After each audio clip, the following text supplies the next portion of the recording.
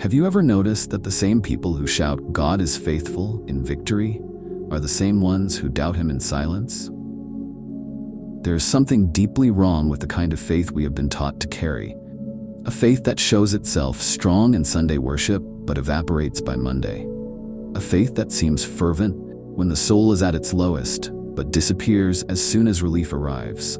This is not the faith that transforms. It is the faith that survives. It is the faith of immediacy, the faith of those who have not learned to endure. And the most dangerous thing about this? It is that this model of spirituality has been the norm, not the exception. The world has learned to treat God as an emergency button, a divine problem solver who is only pressed when everything goes wrong. But God is not an ambulance. He was not designed for chaos, but for the path. He does not show up only when you are down. He walks with you every day, if you let Him. But here's the tragedy. Most people only remember to trust when they are already bleeding. And when this happens again, what was faith turns into despair disguised as prayer. Jesus never said, "Come when everything goes wrong." He said, "Abide in me and I will abide in you." John 15:4 is not poetry. It is a guideline. The verb that changes everything is not pray, fast, or ask. It is abide. And this is the verb that most modern believers have not learned to conjugate. Emergency faith may seem spiritual, but it is fragile.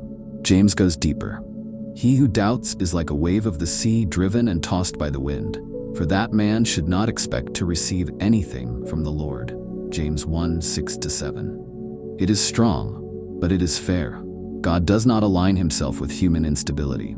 He responds to conviction, not to crisis. That is why we must say without fear, many of those who today claim to be faithful do not trust God. They are just waiting for Him to pull them out of the hole. They want miracles, not guidance. They want relief, not a covenant. They are willing to cry out, but not to walk. Because walking requires more than emotional faith. It requires disciplined faith.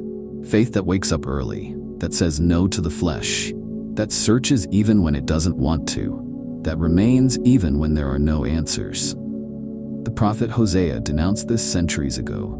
Your love is like the morning mist, like the dew that passes away early. Hosea 6:4.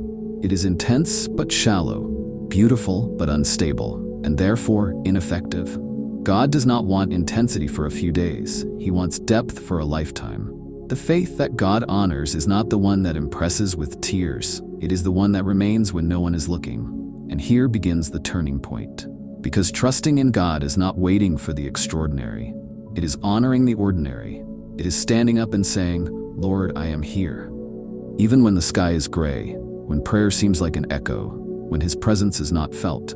Mature faith is not fed by sensations. It is anchored in truth. And the truth is that He is there, even when you don't see Him. The question isn't whether God is constant, it's whether you're willing to be. Most people aren't. Most people only cry out in desperation. Most people live for spiritual peaks, but fall apart in their routine. They live like people who love God on Saturdays, but forget about Him in the process.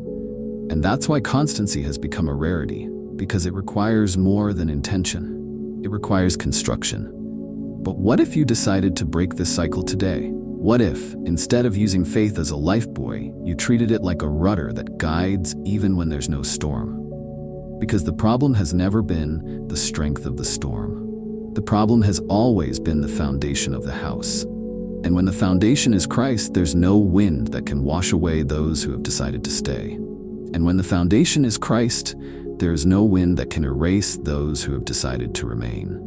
Because faith is not built in moments of glory, but in the silent routine where no one is applauding. Real faith is not the kind that explodes in worship services. It is the kind that breathes steadily in the midst of spiritual boredom. And this is where many give up. Not because they were defeated by the enemy, but because they never learned to love the discipline of the path. To speak of constancy today is almost an insult. We live in a generation that glorifies feeling, but despises persevering. But God has never called anyone to live by emotion. He calls them to walk by faith, and walking implies repetition. It implies tiredness. It implies continuing even when the landscape does not change. Not on a whim, but because constancy is the true test of trust. The faith that pleases God is not the kind that jumps from miracle to miracle, but the kind that wakes up every day and says, "Lord, I am still here." This is why Paul compares the spiritual life to the discipline of an athlete. Every athlete exercises self-control in all things. They do so to obtain a corruptible crown, but we an incorruptible one. 1 Corinthians 9, verse 25. An athlete doesn't train because he feels like it every day. He trains because he knows what's at stake. And here's a hard truth. Many people want heaven, but can't stand the training. They want the crown, but despise the process. They want fire, but shy away from the wood. Consistency is the cross that few want to carry, because it demands posture even without a stage. It demands prayer even without emotion. It requires renunciation even without immediate reward.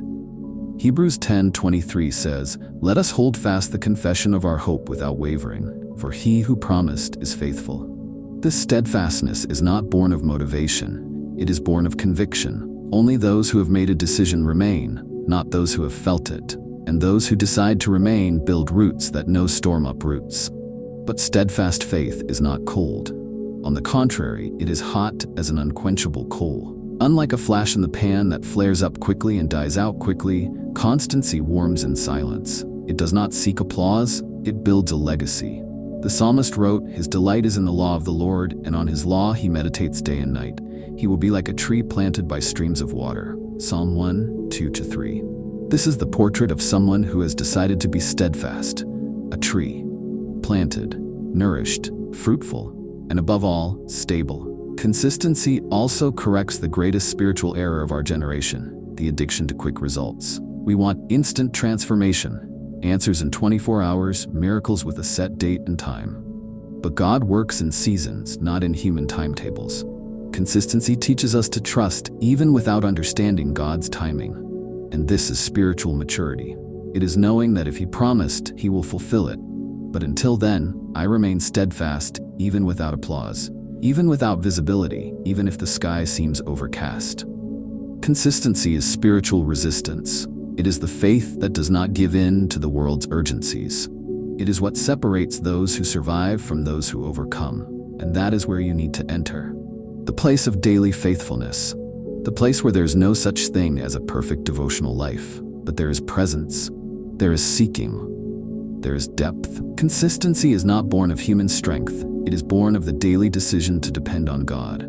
Every day, with discipline, with focus, with faith. And when that decision becomes a lifestyle, trust in God ceases to be a passing emotion and becomes an eternal foundation. You no longer live waiting for miracles. You live as a miracle. You do not beg for deliverance. You carry His presence with you as you walk. Because consistent faith is not about demanding answers. It is about offering presence. It is about staying when everyone else leaves. It is about looking to the cross and saying, "I am still here."